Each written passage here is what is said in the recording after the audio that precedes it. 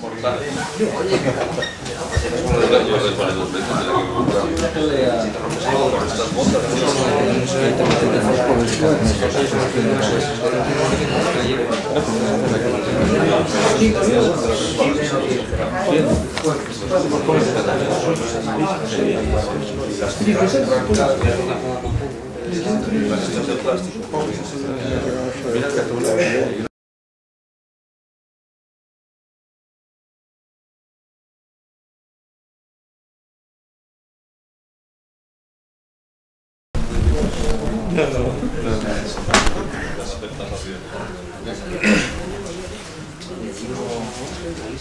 Bueno, muy bien,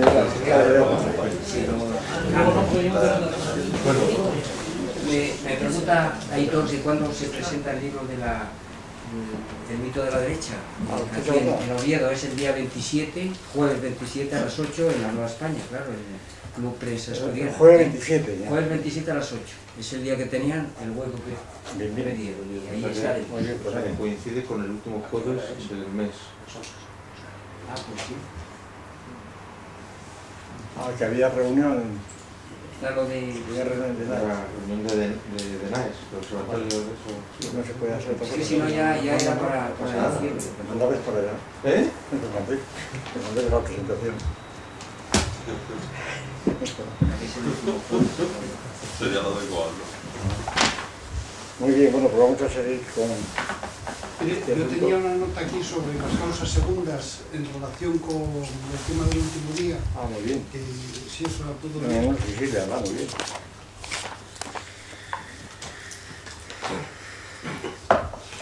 es un folio, dice, utilizamos la distinción entre el condicional y el bicondicional, aunque no solo esa distinción, para comentar algunas cuestiones que se plantean en la historia de la ciencia y de la filosofía de la época moderna. Ciertamente se señala la relación o funtor de enunciados condicional o relación de causa a efecto o relación pluriunívoca como distinta de la relación o, si se quiere, funtor de enunciados bicondicional o relación biunívoca. Y observamos que en la obra de Hume la causa no implica necesariamente el efecto. En la moderna lógica simbólica, concretamente en la lógica de enunciados, el efecto no implica necesariamente una causa. Es en este caso en el que hablamos de la relación pluriunívoca. En el caso de Hume se trata de una causalidad no necesaria, sino probabilística, y que cuando se cumple o cuando pasa a ser necesaria, en los contextos de justificación teológicos de la época, de la segunda escolástica, los jesuitas, por ejemplo, es por el concurso o intervención de la divinidad, esto es, por una causa concurrente de acuerdo a la consecución de ese efecto que actúa junto a la causa mecánica eficiente y que se atribuye a Dios. La causalidad o la crítica de la causalidad efectuada por Hume también puede entenderse como una teoría de las limitaciones de la causa eficiente mecánica, que en sí misma sería insuficiente para la obtención inevitable o necesaria del efecto, si no actuara en la legalidad o el orden mecánico del universo en el que se sitúa esa causa.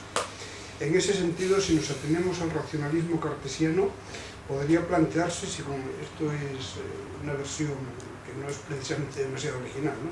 Si nos atenemos al racionalismo cartesiano, podría plantearse si con Descartes queda despejado el camino para la neoscolástica, o más bien por el contrario queda despejado el camino para el desarrollo de la mecánica moderna.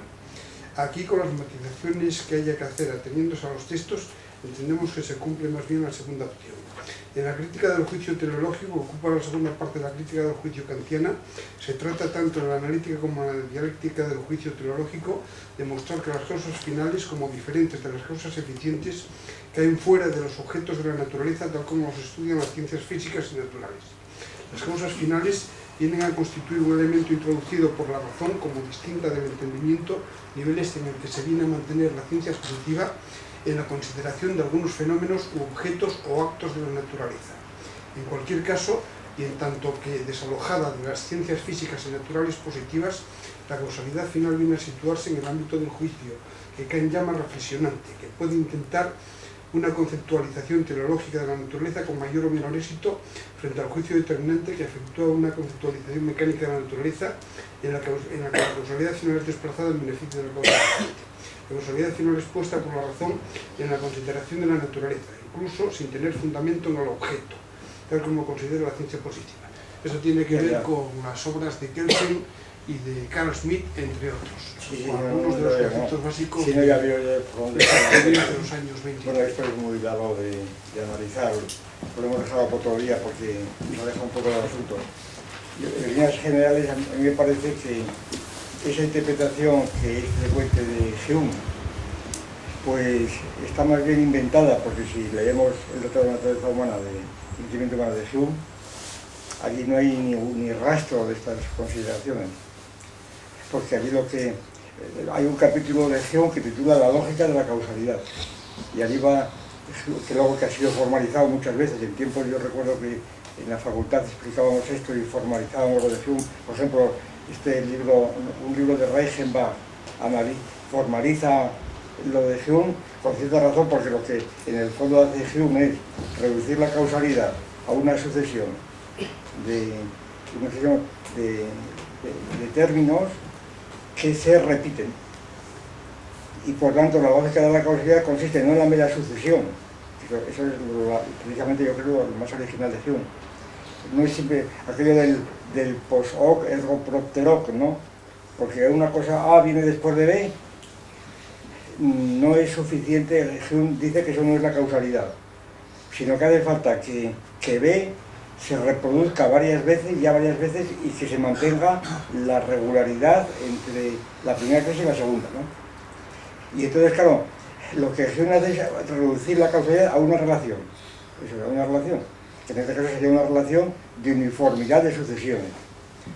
Pero claro, la crítica que hemos hecho muchas veces a esta teoría de Hume es que precisamente en esta formalización de la causalidad como relación, pues queda evacuado el contenido. Es decir, cualquier contenido que tuviera estas características de que dos sucesos se sucedieran en el tiempo, que tampoco se indica qué tiempo, o sea, de ser instantáneo, ¿no?, etc., pues entonces ya serían causales. Aparte de que esta teoría de Hume está completamente refutada por la Gestalt Theory, por los experimentos de Michaux, que hemos citado aquí muchas veces, ¿no? Aquellos dos rectángulos que van proyectándose en la pizarra y luego el otro, y entonces allí no hay intervalo, es inmediatamente, ¿verdad? No hay sucesión propiamente. En fin, y otra serie, ahora tiene mucho que ver, claro, con la cuestión del ego que estamos tratando, por supuesto, pero en cuanto a ego lógico, precisamente, en cuanto... Bien. Bueno, pues entonces, pero vamos, ya hablaremos más de detalle, más en relación con la cuestión actual. Recordamos, para volver al punto de partida, estamos tratando del ego trascendental, en relación con unas polémicas que se han suscitado hace unos meses, ¿verdad?, y que están abiertas, ¿verdad? Precisamente Silverio Corradera también participó en estas polémicas, o en esta polémica, y entonces estamos hablando simplemente de toda nuestra polémica del ego trascendental, ¿no?, del ego libre.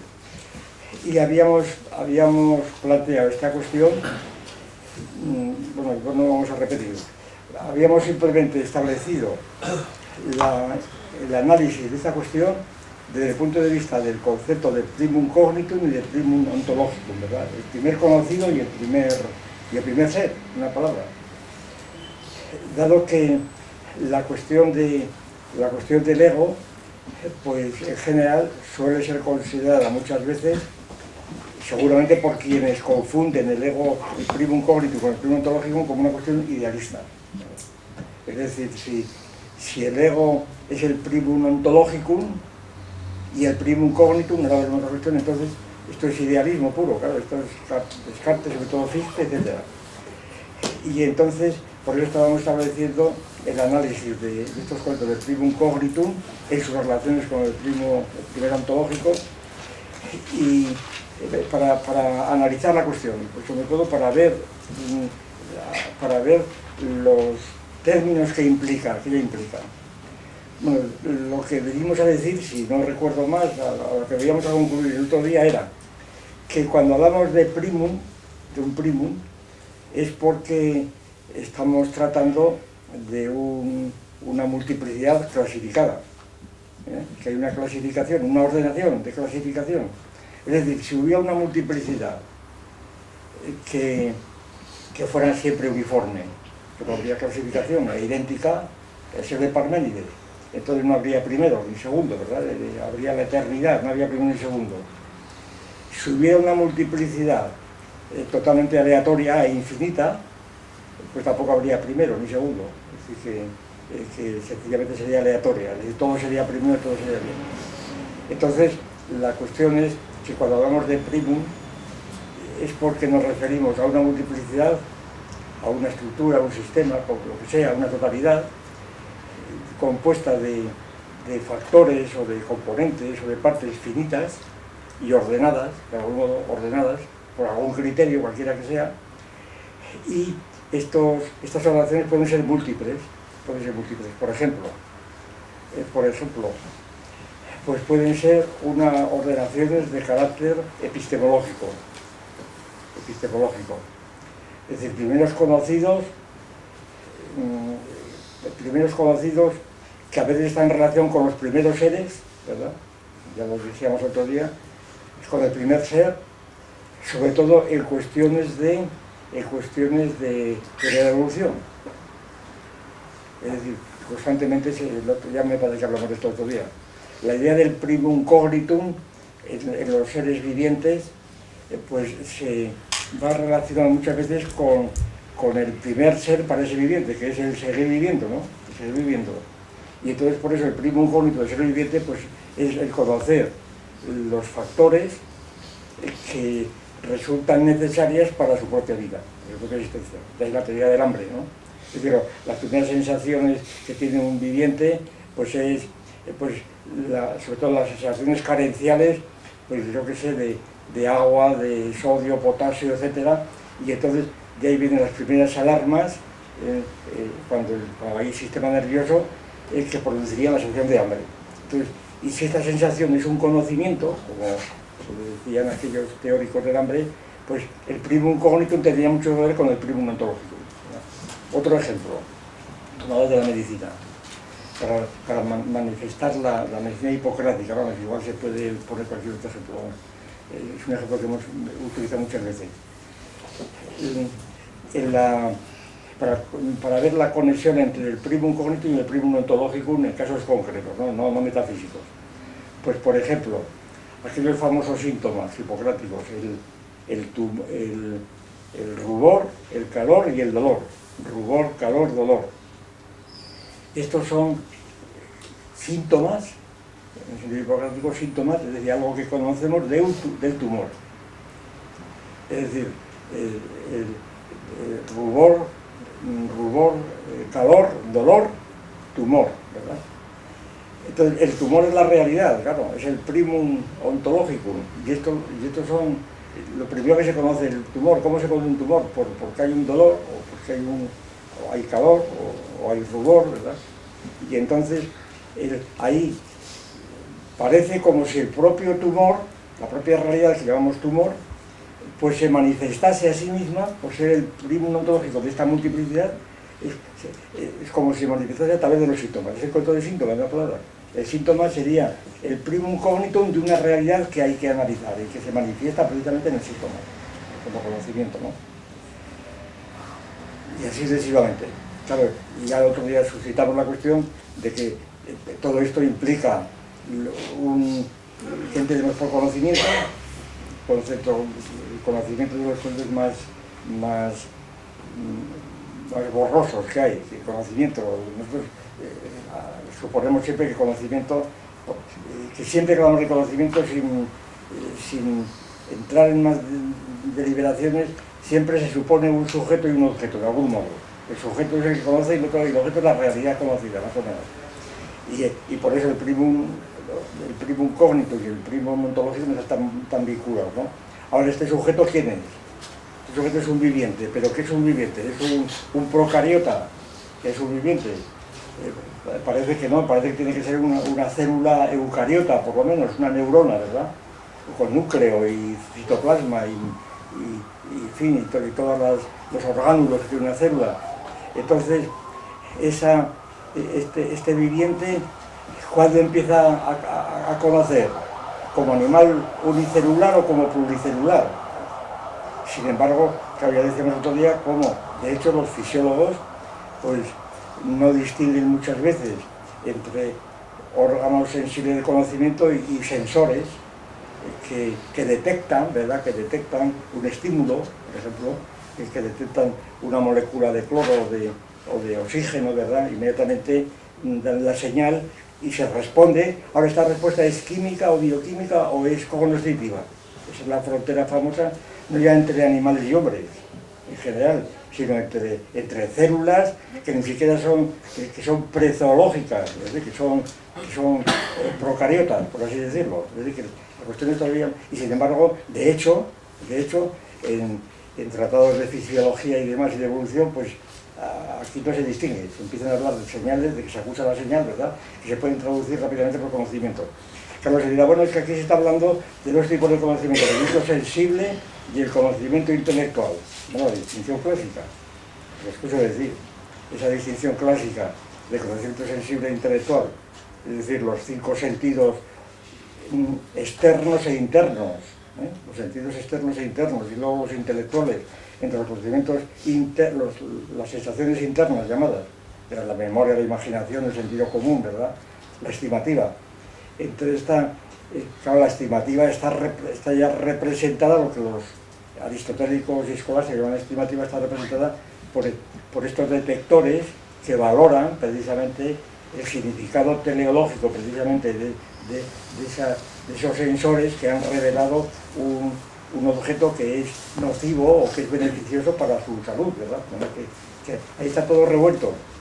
Y sobre todo, que la distinción antigua entre sensaciones externas e internas, o sentidos externos e internos, pues prácticamente es la misma, es decir, el esquema es el mismo, es el esquema de dentro y fuera, el esquema de dentro y fuera. Es decir, la célula o el organismo es como una esfera, teóricamente, lo de Rashevsky, una esfera, topológicamente es una esfera que tiene un dentro y un fuera. Y entonces la idea de sensaciones internas y externas es el esquema escolástico y aristotélico, sensaciones del interior o sensaciones del exterior. Pero es el mismo esquema de la distinción, el criterio que se sigue generalmente por los fisiólogos cuando clasifican los sensores en propioceptores o enteroceptores y esteroceptores. Exactamente lo mismo. Propioceptores o enteroceptores son las sensaciones internas, sensaciones kinestésicas, tacto, etcétera, calor, dolor, etcétera, ¿verdad?, que luego tendremos que analizar porque es un punto central de lo que llamamos M2, es uno de los puntos centrales de esta exposición, y donde más confusión hay, yo creo, en relación con el tema que tratamos. Pues entonces, la cuestión es, y estoy simplemente abundando en la idea de que cuando hablamos de primum cognitum y cognoscente, pues es un concepto absolutamente indefinido, y tal, que es todo menos claro y distinto, ¿verdad? Es una cosa absolutamente borrosa. De ahí nuestro recelo precisamente a la llamada teoría del conocimiento, ¿verdad? ¿Eso qué es? ¿Teoría del conocimiento de quién, verdad? ¿De quién? Es el nombre inventado después de Kant, pero claro, ahí está el sujeto, utilizado un sujeto completamente indefinido, el sujeto, pero ¿de qué sujeto hablamos, verdad? Esa es la cuestión. Sí, son conceptos realmente metafísicos y por eso la insistencia en equiparar el sujeto tradicional de la epistemología, la teoría del conocimiento, con los sujetos que hoy día los fisiólogos y los etólogos consideran, más que los psicólogos incluso, por lo que luego diremos, como es el caso de estas células, ¿verdad?, que tienen sensores y que tienen detectores de objetos que son significativos para ellas, por lo menos así son tratados por los fisiólogos, yo no estoy diciendo nada, lo que así son tratados. Y por consiguiente que este ejercicio actual de hace ya, qué sé yo, desde Miller prácticamente, para ponerlo, desde Johannes Miller, el de la ley específica de los sentidos, ¿verdad? Desde entonces, pues el sujeto empieza a ser un sujeto que ya no es tan sujeto, claro, porque no es un sujeto. En la ley específica de los sentidos, los sujetos son los diferentes pares nerviosos sensitivos, ¿verdad? las sensaciones olfativas, etcétera. Claro, aquí el primum cognitum, ya lo también lo vimos el otro día, el primum cognitum desde este punto de vista, ¿qué son las sensaciones olfativas, por ejemplo? Los sentidos de hombre, las olfativas, parece que el olfato es uno de los sentidos más desarrollados en los estadios primeros del mesencéfalo, que se va retrayendo a costa del desarrollo del telencéfalo, donde está, y del occipitado, donde está la vista, el oído, etc. Es decir, que hay una evolución de los sentidos en donde el primum cognitum adquiere un sentido, una problemática muy característica, muy positiva, porque está vinculada precisamente a cuestiones externas al conocimiento de cada uno de ellos. Es decir, están relacionadas a cuestiones ontológicas realmente de la propia biología, ¿no? Bien, en cuanto al orden epistemológico, el orden lógico ya hablamos también de él. En el orden lógico el primum cognitum son los principios de un sistema axiomático. Y aquí ya distinguimos principios absolutos, relativos, etc. Y aquí procedemos o pisamos sobre un terreno más positivo. Por ejemplo, una ciencia, hablábamos del sistema de newtoniano, ¿verdad? El sistema de newtoniano pues, tiene unos principios que están explícitos en él, explícitos en Newton, los fabulosos principios, pero que son los primeros conocidos, diríamos, del sistema. Pero esos principios a su vez se basan, no son las absolutas, se basan en las leyes de Kepler, que a su vez se basan en el sistema de Copérnico, y entonces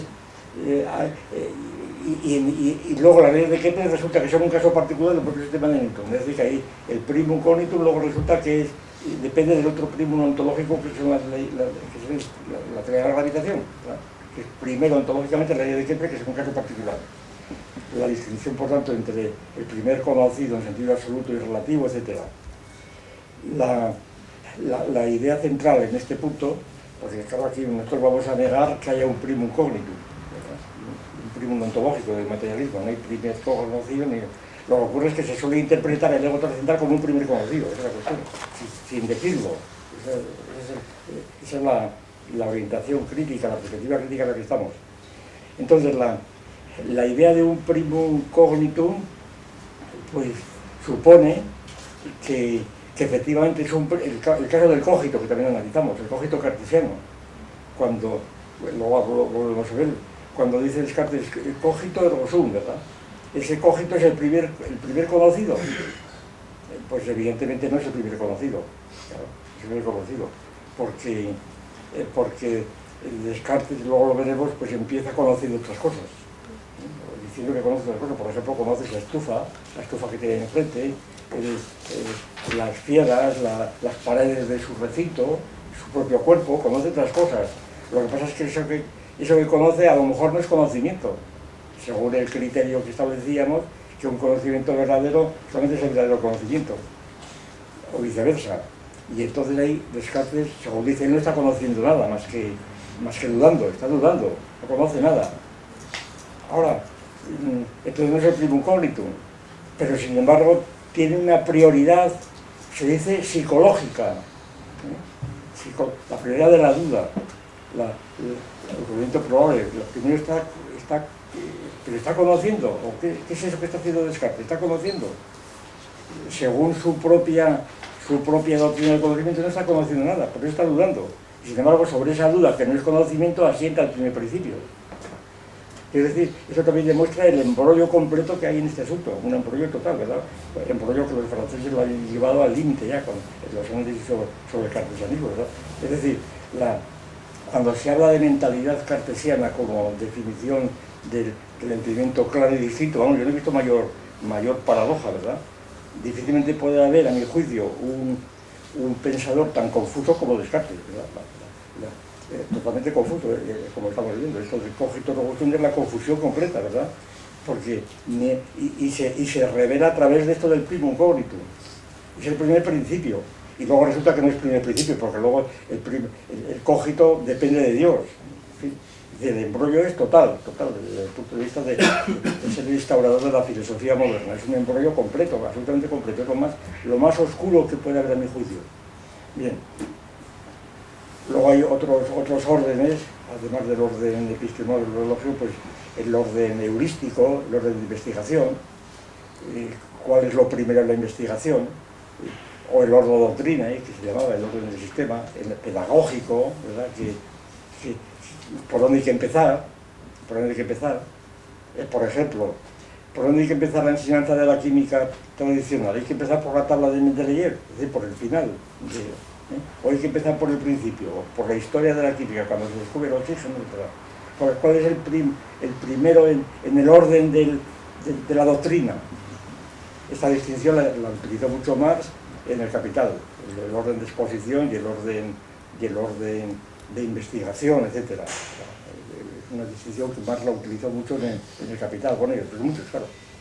Bueno, total, que lo que nos interesa aquí es constatar que la idea de un primum cognitum, pues lo que estamos aquí analizando es si el ego trascendental es un primum cognitum o no lo es.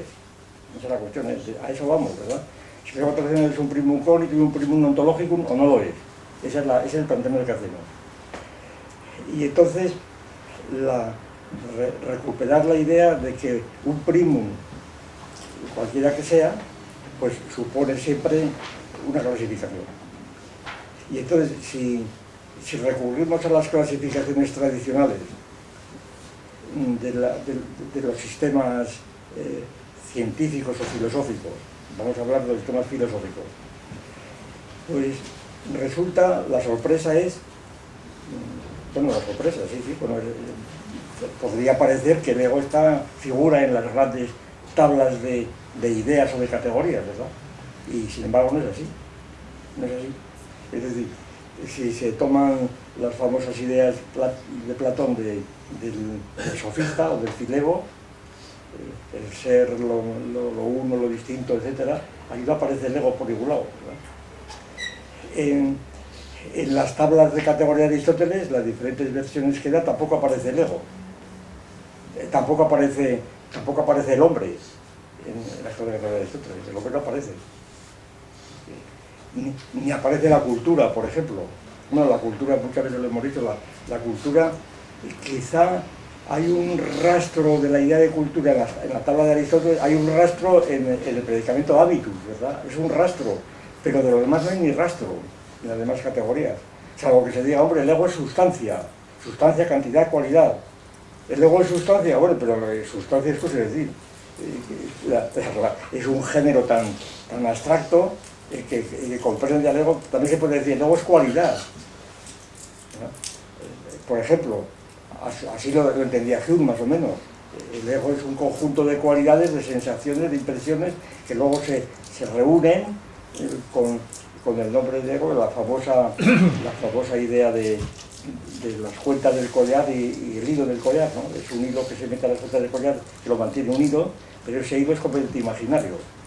En el fondo, lo que llamamos ego es una república de sensaciones, sin que haya algo central en ello y no hay nada más, ¿verdad? Esa es la idea de Hume en cuanto al ego y en cuanto a la sustancia espiritual. Es decir, no hay sustancia espiritual, no hay alma, en una palabra. Y ahora, el ego de Hume, ahora veremos qué es el ego de Hume y el sujeto de Hume. ¿Es un primum cognitum? Pues tampoco lo es. Ahora veremos esto. Bueno, lo que quiero decir es que la idea de ego no aparece, por decirlo así, en las tablas de categorías tradicionales, pero más aún, yo el otro día, por otro tipo de razones, no sé por qué era así, por eso de la música, estuve rastreando, pasando pues los fragmentos de los presocráticos y hay que buscar con candil la palabra ego, ¿verdad? Es decir, es que no aparece la palabra ego en todos los presocráticos. Y cuando aparece, o en Homero, aparece en formas más raras. Por ejemplo, en Homero, por ahí tengo lo parecido de memoria, en Homero aparece el ego atribuido al sueño, el sueño. Dice el sueño, yo no me atrevo a dormir a Zeus Crónida. No me atrevo a dormir a Zeus Crónida. Y nada más, y me atrevo a acercarme a él, solamente me atrevería si él me lo pidiera. Es decir, de las pocas veces aparece yo El sueño dice ego, ¿verdad? Ego. Y también lo encontré, por ejemplo, en Empédocles. Pero fíjense en qué situación. Cuando dice, yo fui, ego, yo fui en otro tiempo muchacho y muchacha, pez y ave, etc. Ahí el ego de Empédocles es un ego completamente fantástico, porque resulta que yo fui muchacho y muchacha, y ave y pez, ¿verdad? Donde se ha querido ver muchas veces el principio de la teoría de evolución. Y situaciones de este tipo, ¿verdad? Son cosas de este tipo realmente que producen ciertas sorpresas. Y yo que no, parece que la categoría de ego podía estar más representada entre los... Bueno, y en Aristóteles no parece, no hay rastros apenas. No hay rastros. Claro, salvo que se diga, bueno, sí, efectivamente hay redes egoiformes, eso sí, claramente, sobre todo, pero es el acto puro el que es egoiforme. El acto puro es, pues no es noeseos, es decir, pensamiento del pensamiento. Es evidente que Aristóteles está inspirándose en una primera persona que piensa, pero ese Dios de Aristóteles no es un ego, no es ego. No se le cita en primera persona nunca, sino en tercera. El acto puro está allí, no es un ego. Es decir, podemos decir, interpretative, que Aristóteles ha inspirado en un ego, en el pensamiento, en algo que piensa, pero lo ha elaborado de tal manera que Dios no es un ego, no es un ego.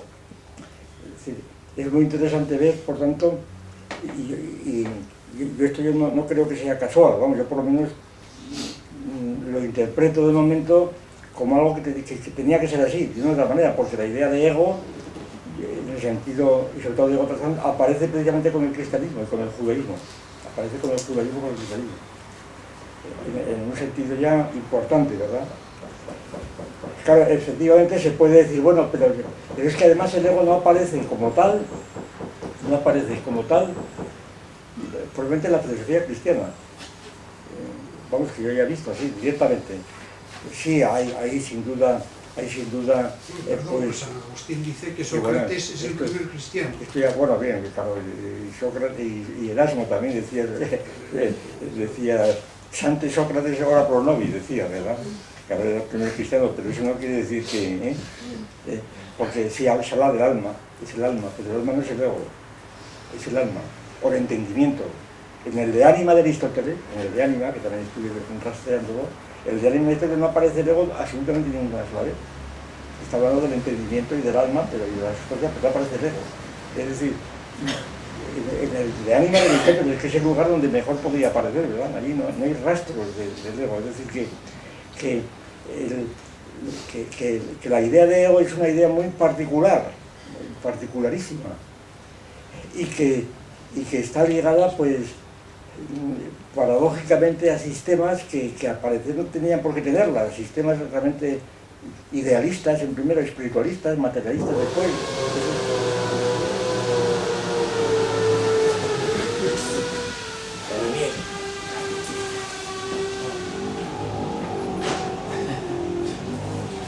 Me encanta la gran cosa. Bueno, pues sí, que en Aristóteles tampoco parece el ego, así, no como tema, ¿verdad? Como tema. Y sí, San Agustín ahí está en primera fila, ¿no? En primera fila.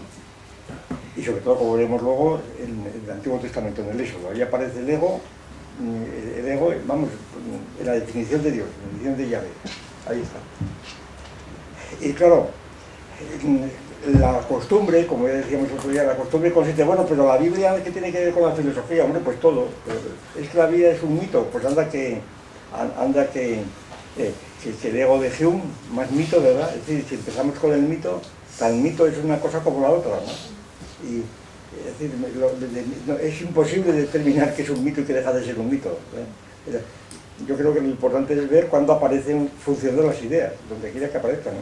Entonces, llamarle mito porque aparece junto con el Dios eterno, etcétera, pues es cosa de decir si es mito el ser de Parménides o lo que quieras llamar, o el acto puro de Aristóteles, vamos, para hablar en plata.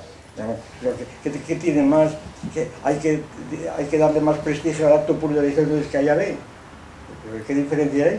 desde el punto de vista materialista, no hay ninguna diferencia, casi a favor de Yahvé, ¿verdad?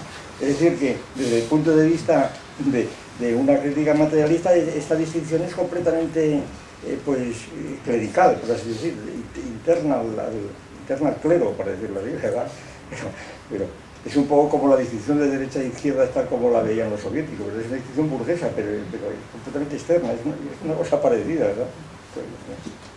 Bueno, entonces resulta que la primera pregunta, bueno, ¿y en qué sistemas filosóficos aparece el ego como una idea central susceptible de ser tomada en cuenta? Pues, ya digo, directamente, sistemas filosóficos en la tradición académica normal. Yo creo que cuando aparece propiamente es en el cristianismo y sobre todo con San Agustín y adelante, ¿no? Y toda la corriente agustiniana, claro, que incluye sobre todo, por supuesto, Descartes, por supuesto, y Malebranche, y etcétera, y Kant, y toda la corriente agustina de algún modo. Y por supuesto también tomista, pero de un modo muy particular. El tomismo en la teología, más bien en la teología dogmática, más que en la teología natural. La teología dogmática sí, porque está allí la definición de Yahvé. Y en la teología dogmática aparece un ego metafísico, divino, que está en Santo Tomás. Bien.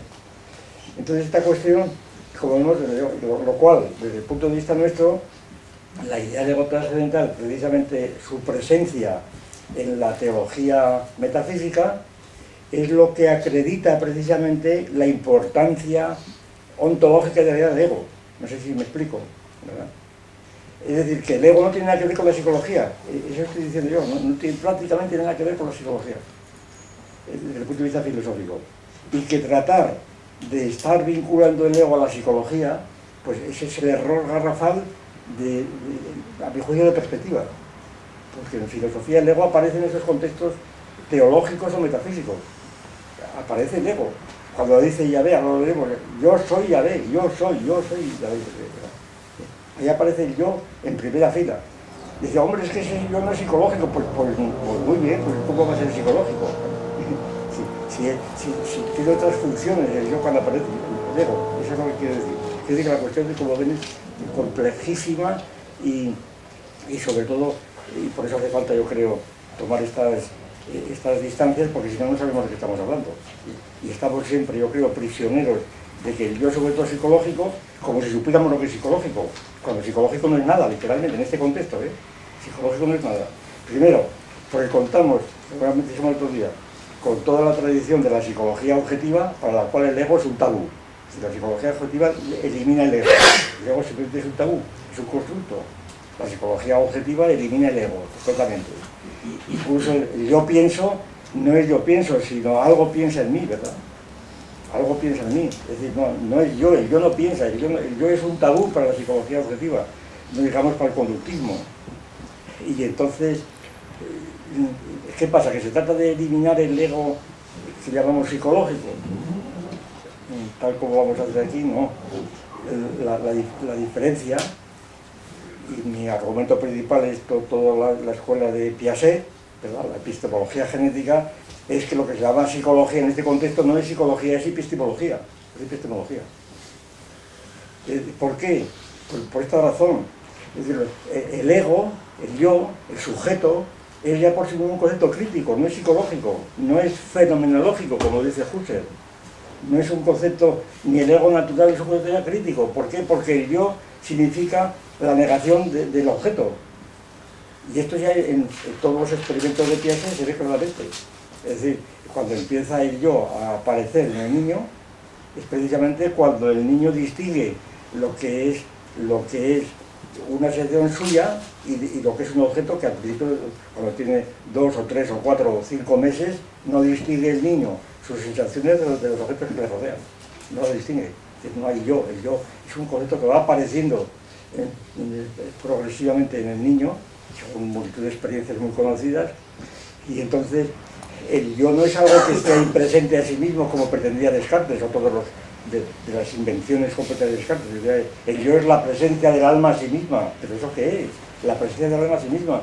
el Romero que decía, y el sueño, dice, bueno, también en el sueño está el alma presente a sí misma, el espíritu, lo que pasa es que luego no se acuerda, pero ya está soñando y durmiendo, vamos, son respuestas infantiles que daba el gran Descartes, ¿verdad? Es decir, el alma dormida, claro, despierta el alma dormida, ¿no? El alma dormida sigue pensando, pero no se acuerda, hombre, no me fastidie usted, ¿verdad? Y sin embargo, esta es la doctrina de la filosofía moderna. Y filosofía que además tiene la insolencia de llamar metafísica a lo de Yahvé. Pero la cosa tiene gracia, pero en fin.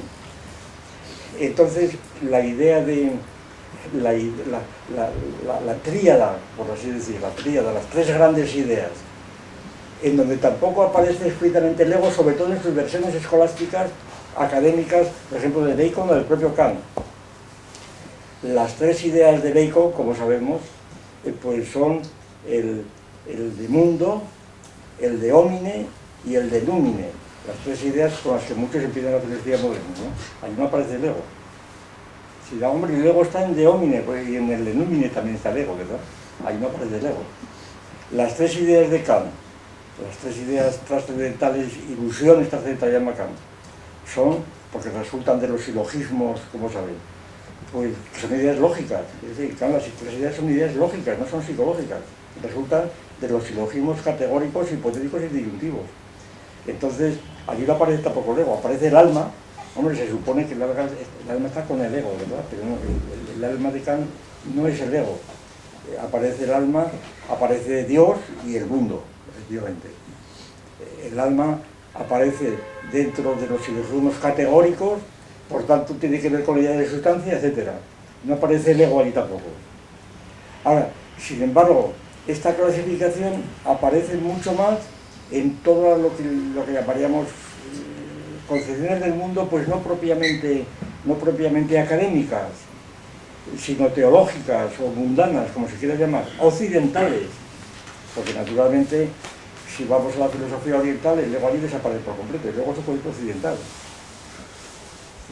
La sabiduría budista consiste pues en eliminar el ego.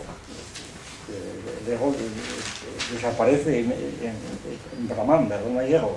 El ego desaparece. Y la sabiduría oriental es una sabiduría pues totalmente distinta de la nuestra, ¿no? Todos los problemas de los Darsanas pues consisten en ver cómo compatibilizan el Brahma con la conciencia, etc.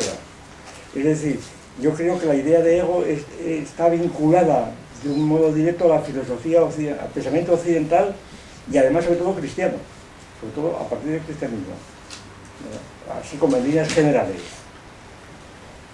Lo cual no quiere decir que la idea de ego no haya de ser utilizada retrospectivamente como coordenada, ¿verdad?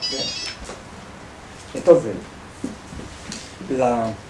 las tres ideas que consideramos nosotros, vamos a considerar son esto, el ego, llamándolo ego, como idea de ego, pero no en sentido psicológico, en ese sentido, porque es una idea que está constatable en contextos no solo psicológicos, como los psicólogos, Piaget sobre todo, epistemológicos, sino que es constatable en contextos teológicos y metafísicos, es decir, filosóficos, sobre todo si tenemos en cuenta que toda la filosofía que se dio con la filosofía medieval y moderna aparece precisamente después del cristianismo. En aquel congreso que hubo el año 4, me parece, en 2004, ¿no? en Gijón, sobre Kant, allí mantuvimos esta tesis, que la gran revolución copernicana de Kant en el fondo era la revolución cristiana. Es decir, que aquella famosa revolución copernicana que se atribuye a Kant invirtió el papel del sujeto y el objeto, ¿verdad? Ahí, sujeto y objeto. Pues esa revolución kantiana es la que había hecho el cristianismo, precisamente. Es decir, que en ese punto la novedad de Kant no se veía por otro lado. Quiere decir que es una tesis que hemos hablado y discutido muchas veces. Bueno, total, que utilizando estas tres ideas, que en el matrimonio filosófico se llaman E mayúscula, el ego, el alma en otros nombres, vamos, el ego, el mundo, M sui, y luego una tercera realidad que llamamos M, y que se corresponde con Dios, no tiene nada que ver con Dios, como natural, es otro de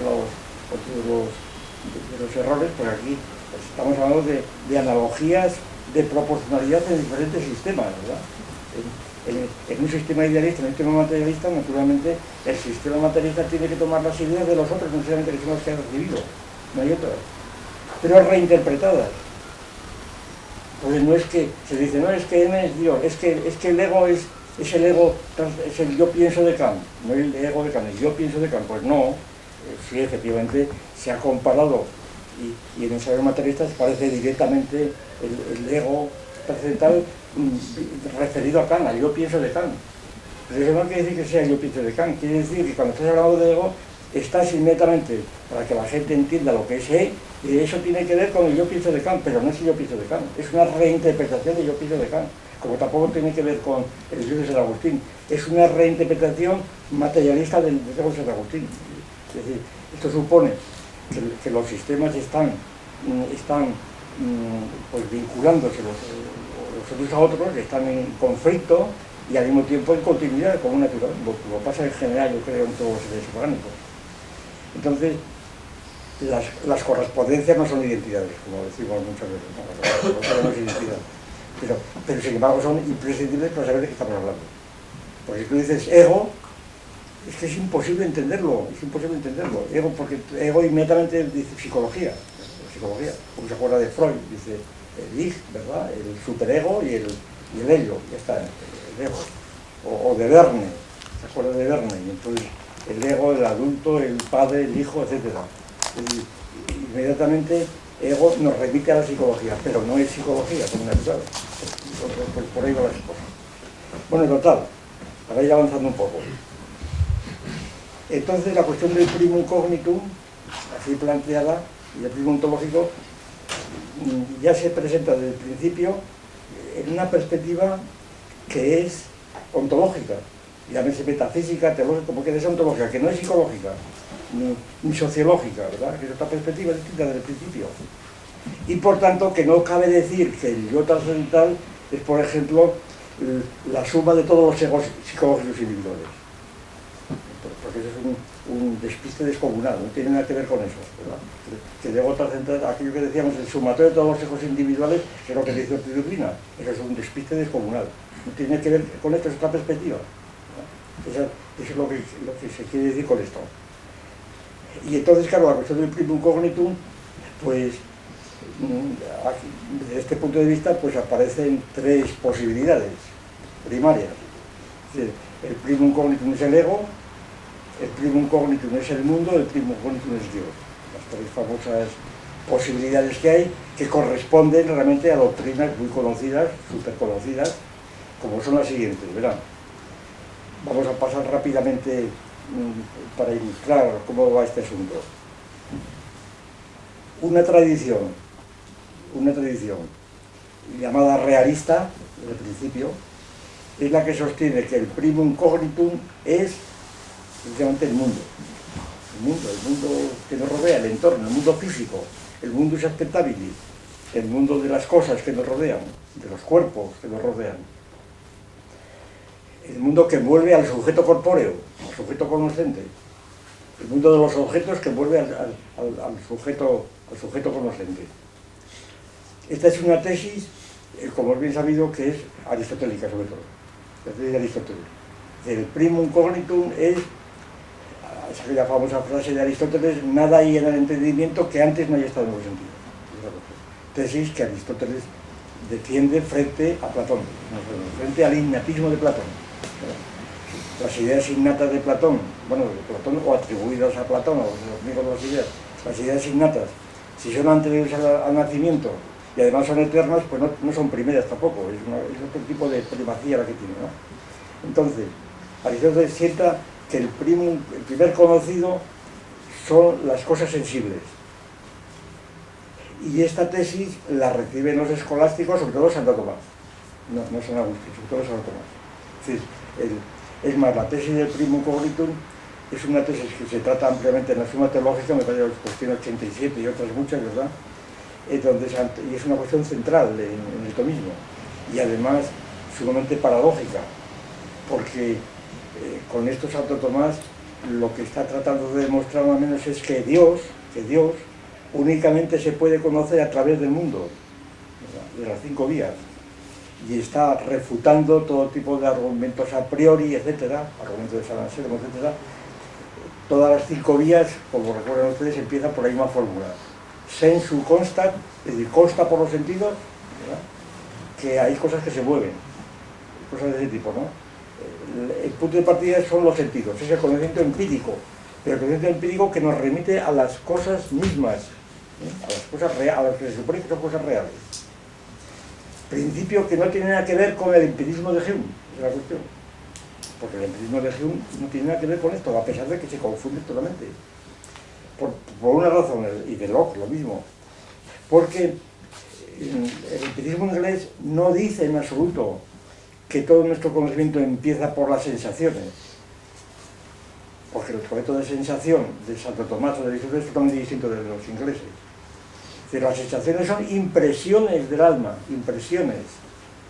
Por tanto, el primum cognitus del empirismo inglés no son las cosas sensibles, son las sensaciones, las impresiones subjetivas. Y el mundo exterior es una construcción posterior que hacemos basándonos en diferentes características de las sensaciones. Hume subraya la vivacity, la vivacidad, que hay algunas sensaciones que son más vivaces que otras, tienen mayor intensidad, y por eso esto nos inclinaría a ponerlas como fuera de nosotros, pero eso es una pura impresión subjetiva. Es decir, Hume y luego el empirismo inglés, en el fondo, es el creador, el iniciador del nihilismo, del acosmismo, y así lo llamó Jacobi, no soy yo. O sea que esto se ha olvidado después en los manuales. Es decir, lo que sostenían los empiristas ingleses es que los sujetos cognoscentes están encerrados en su propia burbuja, ¿verdad?, porque lo único que perciben son las sensaciones que ellos tienen, que luego relacionan causalmente con los demás, pero esa relación de causalidad es puramente probable, no es necesaria, y que de ningún modo se puede decir que el mundo exterior sea una cosa inmediatamente conocida, ¿no? Es lo que llama el mediatismo. Mientras que en la tesis de Santo Tomás, el primum cognitum es la cosa de los sentidos, pero porque los sentidos nos remiten al sensato, la famosa distinción entre el sensum y el sensatum, ¿verdad?, a los sentidos, que todavía en español, como algunas veces hemos subrayado, todavía conserva el sentido originario objetivo en español, sentido del sentir, de sentimiento que es una categoría psicológica que se inventó Tetens, eso se decía, a pesar de que luego se considera como la categoría fundamental de la psicología, porque el sentimiento es la presencia del alma en sí misma, o del cerebro en sí mismo. Tesis que utiliza Damasio, por ejemplo, en su libro sobre Spinoza, sobre Descartes, lo utiliza con ilustraciones neurológicas abundantes, como si dijera algo con esto, ¿verdad? Está constantemente diciendo esto. El sentimiento es la presencia del cerebro ante sí mismo, ¿no? Y con eso se quedan tranquilos, porque está cartografiándose el cerebro, el homúnculo famoso, el cerebro se cartografía, ¿verdad?, tiene noticia de sí mismo, y esa noticia de sí mismo es el sentimiento, claro. Pero esta es una idea que se inventó Tetens, sobre la cual Kant basó las 3 críticas, además. Es decir, yo lo que estoy intentando rápidamente subrayar de cómo todos los conocimientos sobre los que está montada la historia de la filosofía moderna en los manuales más diversos y las es completamente fantástica, es una idea totalmente fantástica, ¿verdad? Porque está toda la teoría de las 3 críticas es una cosa absolutamente inventada, completamente inventada por Kant. Es que, las 3 facultades, ¿verdad?, que da lugar a las 3 críticas. Entonces, estos sentimientos, digo que cuando en español decimos he sentido la puerta, he sentido abrir la puerta. Abrir la puerta no es, cuando digo he sentido abrir la puerta, lo que he sentido es la puerta, no mi sentimiento de abrir la puerta, es muy distinto. Otra vez cuando digo he sentido un dolor, eso sí, ahí es distinto, ahí es M2. Pero cuando digo he sentido abrir la puerta, es M1. Abrir la puerta es la puerta, no estoy pensando en mí, estoy pensando que no pienso en mí. Mi sentimiento, si lo tengo, es un signo formal, que decían los antiguos. Es un signo formal, es decir, transparente a sí mismo, que inmediatamente da paso al objeto. Y solamente por reflexión luego decimos que tiene que haber, lo que acaba en un signo formal, no un signo material, un signo formal. El signo material es el que primeramente había que conocerlo y después conocer la relación con el objeto. La estatua de César, era el ejemplo clásico, la estatua de César es signo de César. Primero tengo que conocer la estatua en sí misma y luego establecer relación entre la estatua y el modelo y decir, esta es el signo de César. Pero cuando veo la estatua en sí misma, las imágenes que yo pueda tener de esa estatua, pues no son signos, porque me remiten inmediatamente a César, a la estatua. Es decir, yo no tengo que reflexionar, porque la reflexión sobre los fantasmas, que decía la tradición, la reflexión a fantasmata. Hay que reflexionar sobre los fantasmas, sobre las imágenes, y entonces puedo decir que, o decimos hoy, vamos, que en la corteza occipital pues hay una serie de procesos de vibración procedentes de la retina que corresponden a aquello, ¿verdad? Y que se detectan por un oscilógrafo o lo que fuera. Total, que Santo Tomás admite claramente la tesis de Aristóteles, pero aquí viene la cuestión. Santo Tomás dice que el primum cognitum del hombre, en el estado de unidad del cuerpo, eso es decir, que el objeto formal del entendimiento de Santo Tomás es el ser, la idea de ser, el ser común, que todo lo que el hombre conoce, lo conoce su ratione entis, o la razón de ser, el ser común, y que únicamente puede conocer el entendimiento bajo el ser, igual que el ojo bajo la luz. Todo lo que conoce el ojo es la luz, todo lo que conoce el oído es el sonido, todo lo que ve el entendimiento es el ser. Pero claro, el ser, ¿qué es el ser? Por eso dice el ser común. Y Santo Tomás distingue el entendimiento separado y el entendimiento in statu vie, que decía. El entendimiento encarnado, el entendimiento encarnado en un cuerpo, ¿no? Y entonces resulta que el entendimiento encarnado en un cuerpo, y ahí estamos con Aristóteles otra vez, como está vinculado a los sentidos, no es el ser lo que puede conocer como primum cognitum, sino el ser tal como aparece constreñido a las cosas sensibles y visibles. Es decir, el primum cognitum, entonces son las esencias de las cosas invisibles.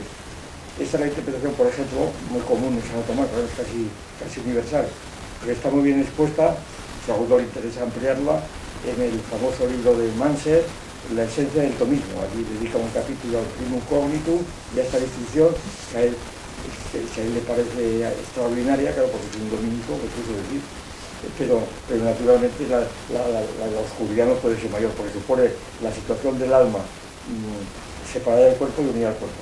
Entonces, el primum cognitum del alma unida al cuerpo es el ser sensible, y las cosas exteriores, es el mundo, MSUI, pero el entendimiento en estado desencarnado, ¿verdad? Pues entonces ese conocería el ser común. Bueno, naturalmente, esta idea del primum cognitum, como el ser, ya vemos que es completamente confusa, y que sobre todo se vincula a esta otra. Se vincula a la idea de que este ser que el entendimiento conoce, este ser, pues, propiamente es Dios.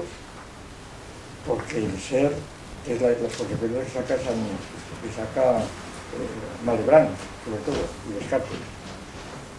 Por una razón, porque si el ser es un análogo de atribución, la analogía de atribución se pone un primer analogado, y el primer analogado es Dios, por consiguiente, el primum cognitum es Dios. Obviamente, cuando yo digo ser, estoy diciendo Dios. Entonces, lo primero que conozco es Dios. Y entonces es la famosa tesis de Malebranche, que está inspirada también en Descartes. Descartes no dijo eso, como sabemos. Descartes dijo que en ese cogito, que es literalmente de San Agustín, es la duda, la idea de Descartes es una cosa muy conocida y hay tiempos de Descartes, ¿no? Descartes no polemizó con el padre Mersenne y otros, porque inmediatamente le acusaban a Descartes que el cogito era un plagio de San Agustín. Ya inmediatamente apareció el discurso de método. Se le acusó a Descartes de haber hecho un plagio de San Agustín.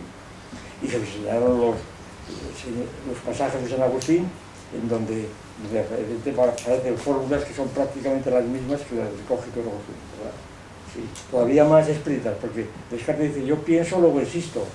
Luego resulta que ese yo pienso es yo dudo, porque lo que yo pienso para Descartes es yo estoy dudando. Sobre esta duda dice, pero sobre esta duda pensé que había un principio, porque si yo estoy dudando estoy existiendo. Estoy dudando. San Agustín va directo y dice, si ego falos, si yo me equivoco, yo soy. Ya dice, no hace falta que diga pienso, dice, yo me equivoco, si yo me equivoco, me estoy equivocando, yo soy. Y entonces esto se le acusó a Descartes de plagio. Descartes dijo que no había plagio, probablemente no lo había, porque además hay otras fórmulas intermedias, también ¿cómo se llama? El Sánchez el escéptico, el quod nihil scipit.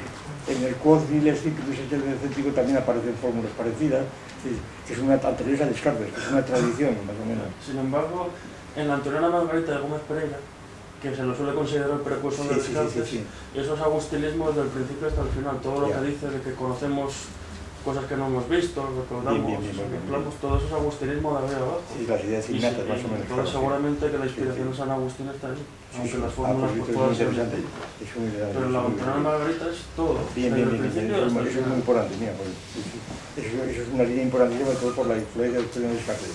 Está muy y además, por ahí, Gómez Pereira pues justifica con el materialismo grosero luego el espiritualismo más... Sí, claro, sí. O sea, sigue la línea de San Agustín, ¿no? San Agustín, sí. Y San Agustín, claro que San Agustín es el cristianismo. A mí me interesa, dice San Agustín, Deus et animam scire cupio. Me interesa saber de Dios y del alma. De algo más, dice, en absoluto, no me interesa nada más. Dice, el mundo no me interesa nada, me interesa Dios y el alma. Lo más nada, que es lo de Descartes.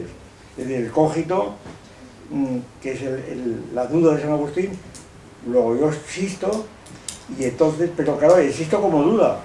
O sea, que es un principio paradójico, pues es un principio que consiste en dudar. El dudar de todo es una duda, es un principio vacío, el cogito. Cuando empieza a dejar de ser vacío es cuando Descartes dice que ahí en el seno de esas cosas que está dudando está la idea de Dios. Está la idea de Dios. Y entonces resulta que la idea de Dios, simplemente por razones que él intenta demostrar, pues ya no puede ser reducida a la duda, porque tiene tal potencia, según él, que requiere, que exige una existencia real del argumento ontológico.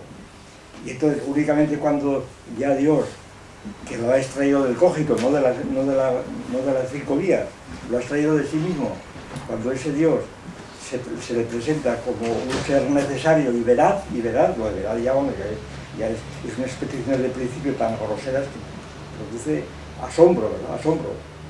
Es decir, no produce asombro como eso pudo estar funcionando en el siglo XVII. Produce asombro que los actuales expositores de cartesianos sigan realmente asombrándose de la sabiduría cartesiana, en lugar de analizarlo eso históricamente. Entonces, cuando ese Dios que es necesario y es verdad, entonces no puede engañarme, entonces ya no puede ser el genio maligno, por tanto, jugué que Dios existía, ese es el argumento. Y entonces vuelve al mundo exterior. Entonces el mundo exterior lo conoce después que Dios le ha dicho que es verdad y que ya por tanto no puede ser un genio maligno que se entretiene en presentarme como necesarias y apodíticas y verdaderas las cosas que son falsas, ¿verdad? Incluso las matemáticas. Entonces, a través de ese Dios veraz que ha encontrado, recupera la confianza en las matemáticas y en los sentidos y en la física. Es decir, las bases de la filosofía moderna. Es decir, hacer de estos supuestos la base de la filosofía moderna me parece una desorientación, pero monumental, ¿verdad? Completamente monumental. Y sin embargo esto es lo que sigue siendo la doctrina consensuada, ¿verdad? La doctrina común de los centros en Francia y en España y en todos los lados. Bueno, voy a terminar ya. Entonces, el ontologismo de Malebranche, claro, derivado de el cartesianismo es que no hace falta que Dios, el Dios que está en el alma no está después del cógito, el Dios está directamente en el alma. Y lo primero que veo es Dios, ¿verdad? Es lo que dice María, que es el seno escolástico. Lo que veo es Dios. Y entonces cada alma ve a Dios directamente. Y entonces el ego de Malebranche es un ego ligado a Dios. Es un ego trascendente, es un ego ligado a Dios. Bueno, y Malebranche añade una cosa muy curiosa, que tampoco aparece en las exposiciones de Malebranche así, digamos, ordinarias. Malebranche dice lo siguiente, y la cosa tiene bemoles, que ese Dios que los hombres ven inmediatamente como primum cognitum, que ese Dios también lo ven todos los seres que habitan en los planetas. Claro, porque Malebranche creía que los mundos están habitados, ¿no? Y entonces que todos los planetas, los extraterrestres que vivimos aquí, los marcianos, también tienen una idea de Dios, por lo cual habría que pensar en la famosa teología, la teología cósmica, que tanto ruido organizó cuando empezaron los platillos volantes, ¿verdad? Hubo en España y en Europa, y todavía sigue habiendo, hubo discusión entre los teólogos a ver por qué Dios, la segunda persona de la Trinidad, se había encarnado en el hombre, ¿verdad? Y si venía un marciano aquí o alguna vez, de estos que la NASA viene, si hay que bautizarle o no. Si el pecado original había afectado a todos los que viven. Estas son cuestiones planteadas por los teólogos, pero como en serio, Pues esto lo plantea Malebranche. Aunque estos problemas empezaron a plantearse en teología, pues yo estaba entonces en Salamanca cuando empezaron estas cosas, los platillos volantes y de los Sputnik más, y allí estaba todo el mundo revolucionado con aquello, ¿verdad? A ver qué pasaría si viene un extraterrestre, si tenemos que bautizarle o no, porque en el caso de que viniera un africano o un indio, pues si, como son hijos de Adán, hay que bautizarles porque tienen el pecado original. Pero ¿tienen el pecado original los marcianos? No. Entonces habría que bautizarles o no. Es una cuestión práctica, claro, de los teólogos, que fue Malebranche, pero que está dentro lógicamente, de sus coordenadas, porque si el espíritu consiste en ser una sustancia que conoce directamente a Dios, ¿verdad? Y hay espíritus en otros planetas también tienen que conocer a Dios, es decir que, y además es un modo también, y además han de ser cristianos, es decir, el cristianismo es universal, pero cósmico, es decir, no solamente de la Tierra, es universal. Es un poco la contrarrevolución ptolomaica, ¿verdad? Es decir, si Copérnico ha hecho la revolución, la revolución en su orbium, ¿verdad?, de decir que todos los astros están girando en toda la Tierra, y entonces pues las principales dificultades, como sabemos, que planteó Copérnico fue que no casaba bien que la Tierra dejase de estar en el centro del universo y que Dios se hubiera encarnado en la Tierra, precisamente. Que Dios hubiera ido a la Tierra a encarnarse, porque no había ido a otros planetas que estaban habitados desde Bruno, etc. Pues esta teoría lo explica muy bien, ¿no? Dios se extendió a todas las almas que están por todo el universo. Entonces, es un poco la teología griega, Fray Luis de León, en fin, esto es que decir, también tiene una tradición muy amplia, es decir, Dios está por todas las partes. Bueno, y por último, la idea de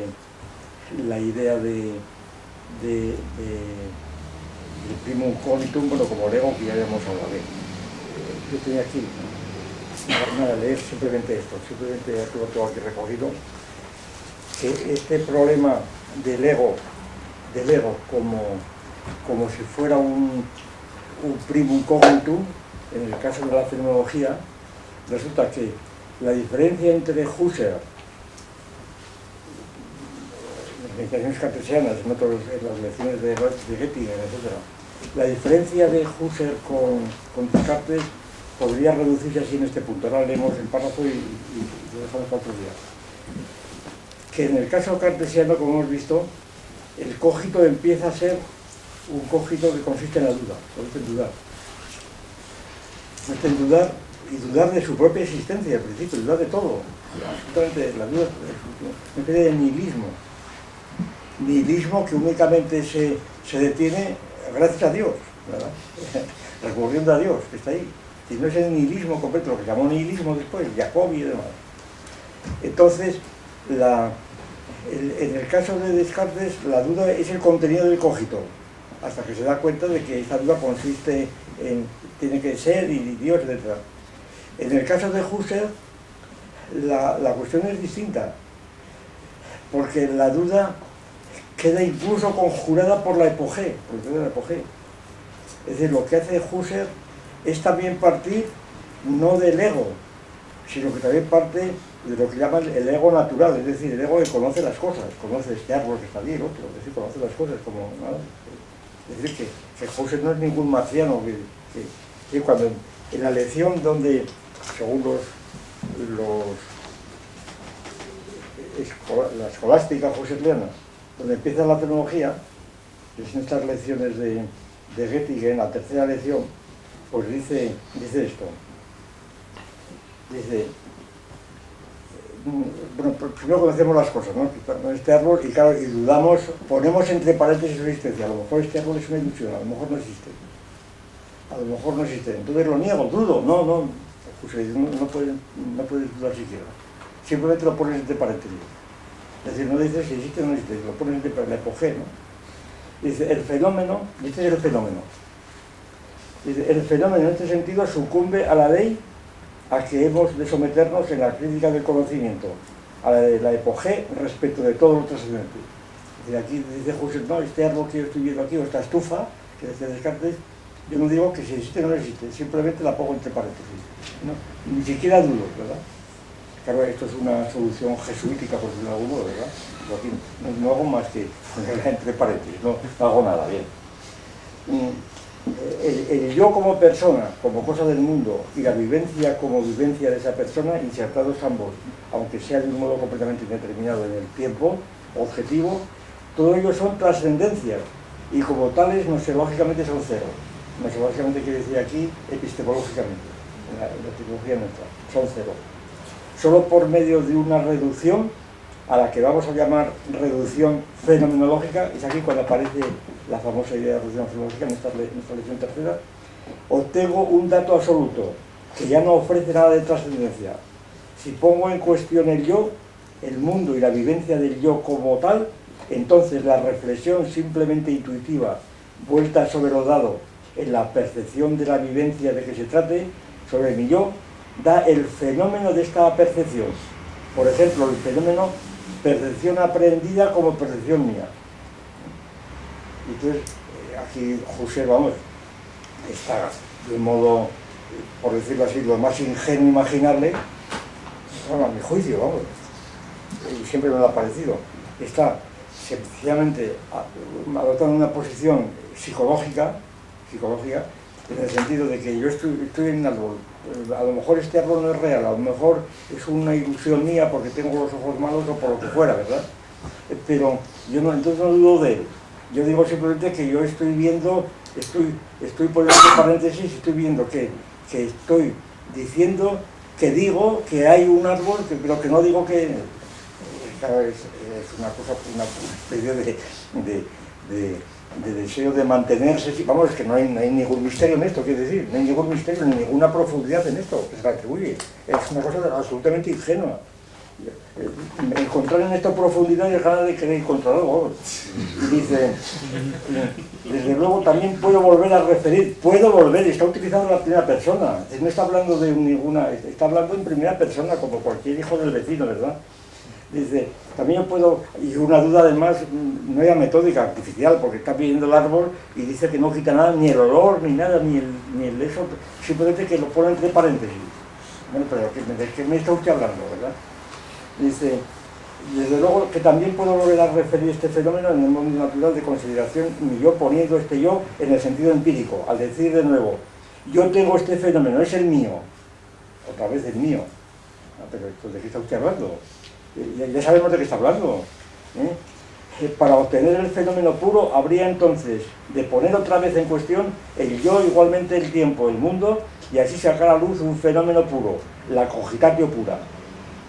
Pero puedo también, mientras percibo, dirigir la mirada viéndola puramente a la percepción, a ella misma, tal como está ahí. Como está ahí, no, como está aquí, como está en mí, te acabas de decir, ¿verdad? Como está ahí intencional, no real. y omitir la referencia al yo o hacer abstracción de ella. Entonces la percepción visualmente así captada y delimitada es una percepción absoluta, carente de toda trascendencia, dada como fenómeno puro en el sentido de la fenomenología, claro, lo que usted quiera. ¿Verdad? Que esa es la famosa, el famoso yo fenomenológico. Bueno, total, que de lo que se trata ahora es de coger el toro por los cuernos y decir, bueno, ¿de dónde viene el yo? ¿Qué es todo yo? ¿Qué es el yo? ¿Y qué tipos de yo hay? La distinción que vamos a hacer, simplemente enunciarla, es una distinción noseológica, es decir, basándonos en las disciplinas científicas o pretendidamente científicas que se ocupan del yo actualmente, como decimos siempre, que todos nuestros conocimientos seguros proceden de las ciencias. Aquí las ciencias son muy particulares, ¿verdad? Pero vamos, se consideran tales, ¿no? Son las ciencias psicológicas que hablan del yo, las ciencias gramaticales, que son las que principalmente hablan del yo, la gramática, los pronombres de primera persona y de segunda y tercera, los pronombres personales, todas las relaciones gramaticales, y las ciencias etológicas. Por tanto, el yo aparece en diferentes categorías científicas, disciplinas, como puede ser eso, la psicología, incluso la psicología objetiva, como veremos, porque el propio Bechterev, si se lee directamente a Bechterev, no niega el yo. Eso es importantísimo. Bechterev no niega el yo, ni el sujeto. Lo que niega es la posibilidad. Bechterev, de psicología objetiva, que es mucho más radical que Watson, ¿verdad? La psicología objetiva de Bechterev no concedió absolutamente nada a la psicología introspectiva, además. ¿Pero por qué? Simplemente porque decía que el yo, lo que llamamos M2, no es accesible más que al yo mismo y no a los demás. Y que la ciencia exige operaciones públicas que sean accesibles a todo el mundo, y por tanto el yo en el sentido introspectivo no es objeto de una ciencia, pero no es que no exista, ¿verdad? Y existe en la novela, en el teatro, como sea, ¿verdad? Y en la vida cotidiana, pero eso no es objeto de ciencia, sino porque desde el punto de vista del cierre la situación es clarísima. Un campo científico necesita operaciones, las operaciones suponen cuerpos, y entonces el yo no es corpóreo, el yo es incorpóreo. Es la equivocación fundamental también entre este debate. Hablar del cuerpo interno, que habla Husserl, no hay cuerpo interno, eso es una aberración, ¿verdad? El M2 es incorpóreo, y entonces la sustantivación del cuerpo, que viene de Merleau-Ponty, etc., eso es un error garrafal, ¿verdad? Hablar de M2 como cuerpo interno, ¿verdad? Como cuerpo interno, no hay tal cuerpo interno. El cuerpo interno se abre y es el cuerpo externo, ¿verdad? No hay cuerpo interno, eso es una pura sustantivación, pero elemental, infantil completamente, y sin embargo esto ha pasado completamente como si fuera el gran descubrimiento de la fenomenología, el cuerpo interno. No hay tal cuerpo interno, el cuerpo es siempre externo, por definición. Y entonces lo que dice Bechterev es que la psicología no puede ser una ciencia porque no trata del cuerpo, que es común para todos, porque yo puedo objetivamente hacer operaciones con el cuerpo. Entonces la psicología no es una ciencia, pero esto significa negar el yo. Total, que la distinción que vamos a hacer noseológica es, hay dos tipos de egos, dos tipos de egos. Primero, el ego que llamamos ego categorial. ¿Por qué le llamamos categorial? Porque aparece en diferentes categorías científicas, lo que pretende serlo, como puede ser la etología, como por ejemplo veremos, son cosas muy conocidas hoy día, pues en las experiencias con Watson y los chimpancés y demás, pues una de las cosas que aparecen allí es el yo, ¿verdad? El yo de Watson, ¿verdad? Y hacen unos test para ver si tiene sentido. Bueno, esto entre los etólogos, pues ya, el proyecto Gran Simio, ahí está completamente a la orden del día, allí está el yo en los chimpancés a la orden del día. Bueno, pues eso pretende ser una ciencia, la etología, pues hablamos del yo de los etólogos, por ejemplo, hablamos del yo de los gramáticos, y hablamos del yo de los psicólogos, ¿verdad? Pues por ejemplo del yo en el sentido de la psicología evolutiva, de cuando aparece la palabra yo del niño, cuando aparece a funcionar el yo como categoría, etc. Y entonces una vez localizados noseológicamente de dónde viene el yo, pues claro, el yo no viene de ninguna parte, el yo tiene un proceso evolutivo, de dónde viene el concepto de ego y cuál es su alcance, entonces establecemos el origen o la transformación, el desarrollo de este yo como yo trascendental. Esa es la idea. Y esta transformación de yo trascendental no es propia de nuestros días, es propia precisamente del principio, es precisamente de Yahvé, por decirlo rápidamente, de Yahvé o de Enlil o de tantos otros. Es propia, para resumir o anticipar lo que voy a decir, es propia no de sujetos psicológicos, sino de sujetos eminentemente políticos y vinculados de algún modo con un mundo universal, para decirlo rápidamente, de sujetos que están en función de un proyecto político de tipo imperialista. Esa es la idea. De ahí viene la idea del yo trascendental. Viene de sujetos políticos incluidos en un proyecto imperialista donde aparece el yo, y el yo es Dios o el soberano o el emperador o el que sea, o todos los demás que participan de aquí. En cuyo caso la idea del yo trascendental pierde todo su aspecto místico y psicológico y demás, y se convierte en otra cosa distinta, que es lo que a mi juicio es la realidad. ¿De dónde viene el materialismo? De esas cosas vienen, no de reflexiones aisladas, ¿verdad?, de Husserl, ¿verdad?, y en Gotinga diciendo que si yo y la presencia trascendental, ¿verdad? Eso es verdad. Pues nada, dejamos por aquí.